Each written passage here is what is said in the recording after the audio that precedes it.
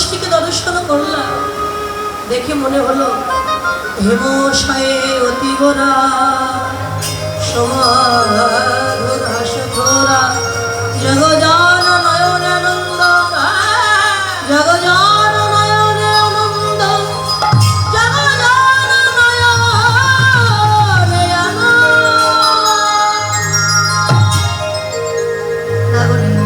হেম শব্দ হচ্ছে সোনা, অতি গোরা অর্থাৎ সোনার চাইতে অতীব সুন্দর আমার গৌর হরি রঙ্গের জ্যোতি। যখন সোনার সঙ্গে তুলনা করেছে, বৈষ্ণব কবি বললেন হে বিষ্ণুপ্রিয়া,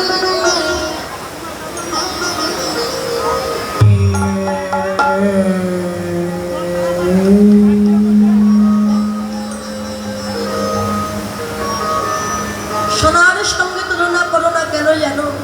সোনায় খাদ আছে, খাদ না হলে যে কখনো অলঙ্কার বানানো যায় না, কিন্তু আমার গৌর সোনায় কোনো খাদ নাই বাবা। বাহ্যিক জগতের স্বর্ণ অলঙ্কার, এই অলঙ্কার আমাকে ধারণ করলে মানুষের অহংকার বেড়ে যায়, কিন্তু সোনা পড়লে অহংকার বাড়ে না। সোনা পড়লে অহংকার বাড়ে, কিন্তু গৌর সোনা যদি কেউ একবার হৃদয় মাঝে জড়িয়ে ধরতে পারে, সকল মান অভিমান দূরীভূত হয়ে যায়।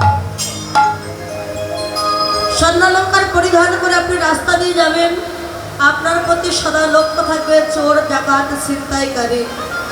কিন্তু তুলসীর মালা গলায় দিয়ে, হাতে জপের মালা নিয়ে কৃষ্ণ নাম গাইতে গাইতে আপনি রাস্তা দিয়ে যাবেন, আপনার প্রতি লক্ষ্য থাকবে স্বয়ং ভগবানের।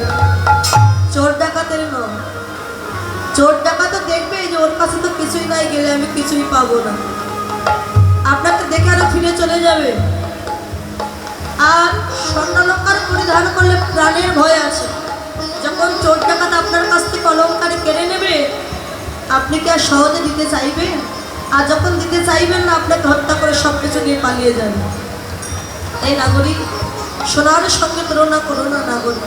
সোনা গলে কিসে? সোহাগায়। আর গৌর সোনা গলে এই ভক্তের নয়ন জল। হরিবল হরিবল।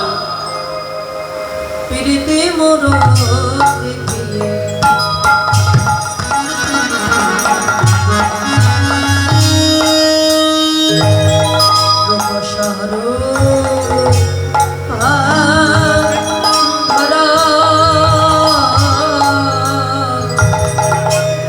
এবার প্রীতি মনতি দিয়ে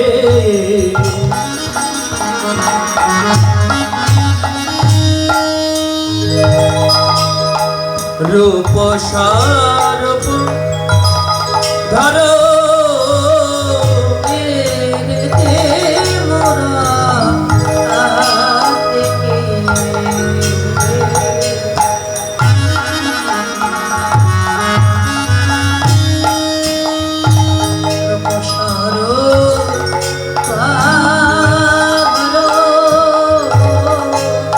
এবার প্রীতি মরতি দিয়ে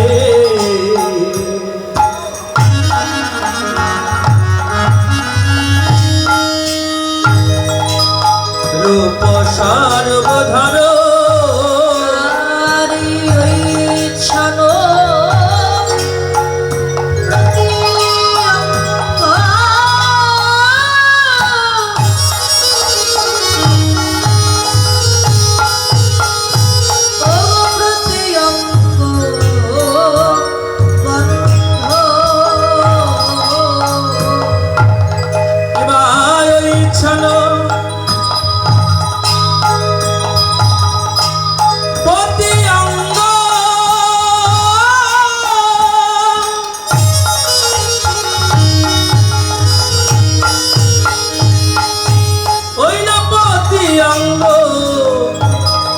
বন্ধ প্রীতি মরতি দিয়ে রূপ সর্বধর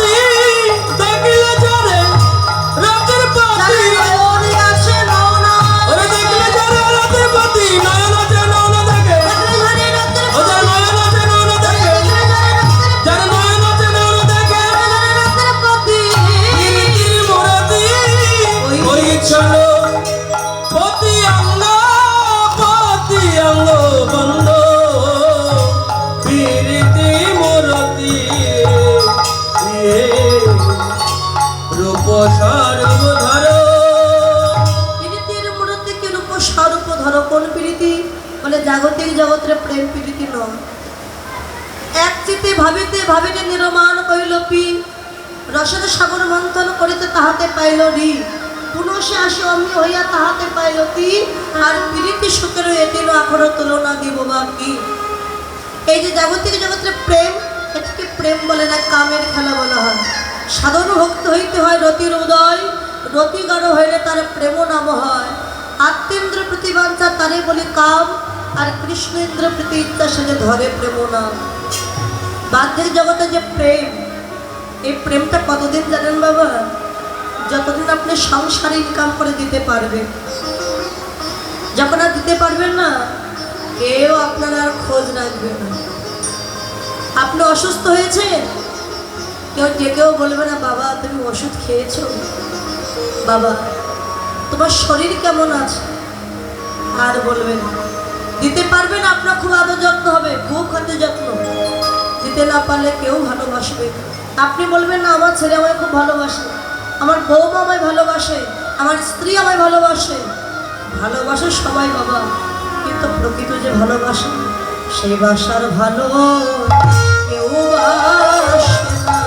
সে বাসার ভালো কেউ বাসে না। এরা নিতে জানে কিন্তু দিতে জানে না। বাসার ভালো কেউ বাসে না। এরা নিতে জানে কিন্তু দিতে জানে না। সে বাসার ভালো কেউ বাসে না। ভালোবাসার মতো ভালো জগতে কেউ বাসে না।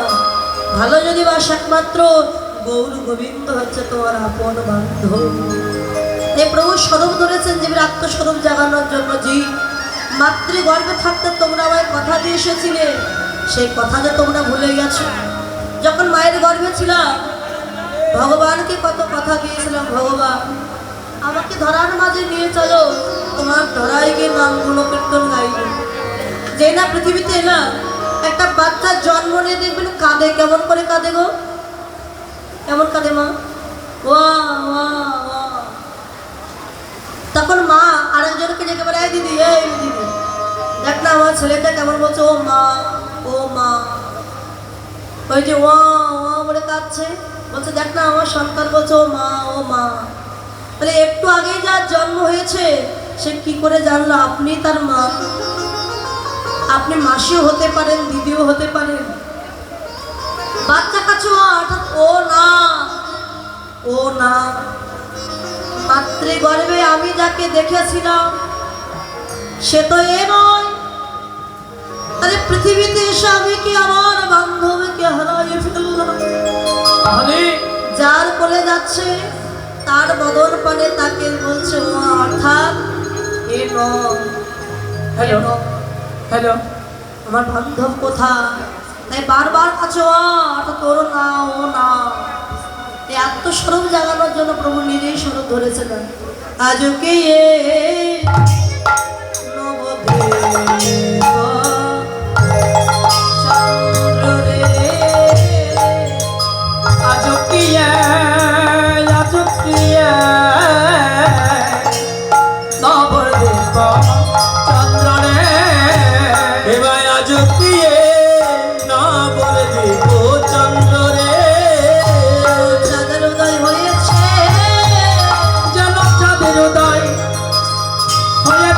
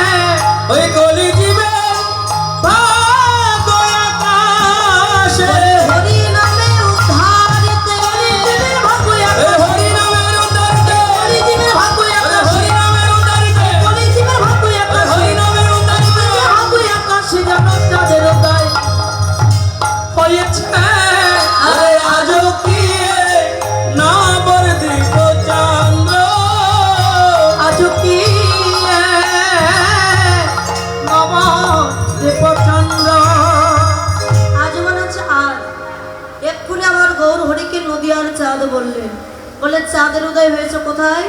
নবদ্বীপে ভাগ্যাকাশে। আবার বলছে না না, সে নবদ্বীপে ভাগ্যের আকাশে নয়, কলিহত জীবের ভাগ্যের আকাশে। তাহলে আকাশে তো আছে একটা চাঁদ। মামা চাঁদ কয়টা গো মা? কোথায় কোথায়? একটা শ্যামনগর, একটা পাট্টিঘাটায়, একটা আছে মদননগর, আর একটা আছে যে আকাশে। বাবা, তাহলে চাঁদ আমরা সবাই বলি একটা, কিন্তু আজকে দেখলাম দুইটা চাঁদের উদয় হয়েছে। মানে আকাশে একটা চাঁদ আর নবদ্বীপে আমার গৌর চাঁদের উদয়। দেখুন, যেদিন দোল পূর্ণিমার দিন মহাপ্রভু আবির্ভূত হয়েছিলেন, পূর্ণিমার দিন, এই গৌর চাঁদকে দর্শন করে ওই চাঁদ কি বলেছিল জানেন? আজকে গৌর চাঁদকে দর্শন করে বললেন, আমি হলাম কলঙ্কিত চাঁদ, আজ নবদ্বীপের ভাগ্যের আকাশে উদয় হয়েছে আমার অকলঙ্কিত চাঁদ। মানে আমার তো কলঙ্ক আছে, আর ওই চাঁদের কোনো কলঙ্ক নেই। তাই কলঙ্কে চাঁদ লুকাইলো, ওই কলঙ্কে চাঁদ লুকাইলো, নবদ্বীপে গৌর চাঁদের উদয় হলো। বাবা বাবা, চাঁদের কলঙ্ক আছে না, সে নিজের গুরু পত্নী তারা দেবীকে হরণ করেছিলেন বলে চাঁদের কলঙ্ক আছে, কিন্তু গৌর চাঁদের কলঙ্ক না। ওই চাঁদের ক্ষয় আছে, বৃদ্ধি আছে, পক্ষী আছে, অমাবস্যা পূর্ণিমা আছে, কিন্তু গৌর চাঁদের কোনো অমাবস্যা পূর্ণিমা নয়, ক্ষয় নয়। ওই চাঁদ 16 কলা, কিন্তু বর্তমানে আছে 15 কলা, আর এক কলা আছে ওই মহাদেবের জটার মধ্যে। কিন্তু গৌরাঙ্গ চাঁদ 16 কলাই পরিপূর্ণ। 16 কলা কি কি? তত্ত্বদর্শী বলেন অষ্টসিদ্ধি, অনিমা, লঘিমা, মহিমা, প্রাপ্তি, প্রাকাম্য, ঈশিতা, বসিতা, কর্ম বসাইতা। অষ্টসিদ্ধি মানে 8 কলা। এরপরে ঐশ্বর্য, ঐশ্বর্য, বীর্য, যশ, শ্রী, জ্ঞান, বৈরাগ্য। ঐশ্বর্য 6 কলা, 8 আর 6 হচ্ছে 14, বাকি রইল 2। 1 কলায় নবদ্বীপের মাঝে তিনি গৌর রূপে কৃপা করে নামলেন নবদ্বীপের ভাগ্যের আকাশে কলির জীবিক উদ্ধারের জন্য। সেটি হচ্ছে মহাপ্রভুর করুণার কলা। এই করুণার কলায় এক কলা, এতে 15 কলা। আর এক কলায় পারিষদ ভক্তগণকে নিয়ে নবদ্বীপে করেন হরিনাম সংকীর্তন। এই 16 কলায় পরিপূর্ণ গৌরাঙ্গ চাঁদ। নদিয়ার উদয়গিরি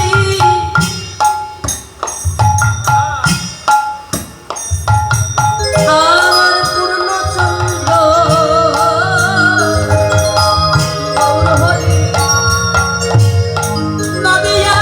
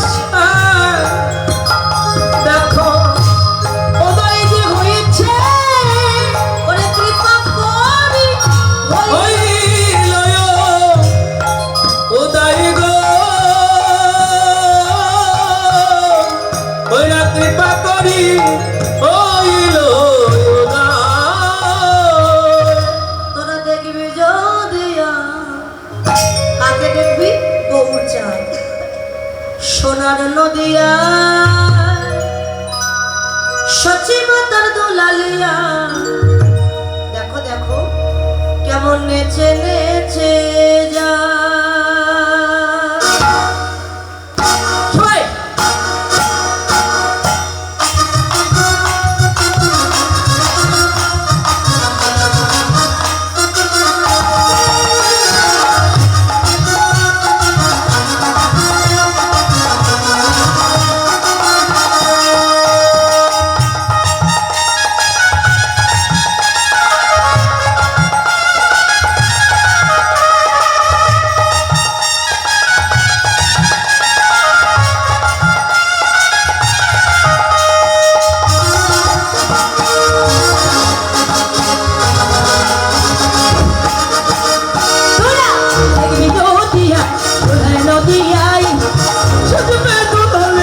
ছেড়ে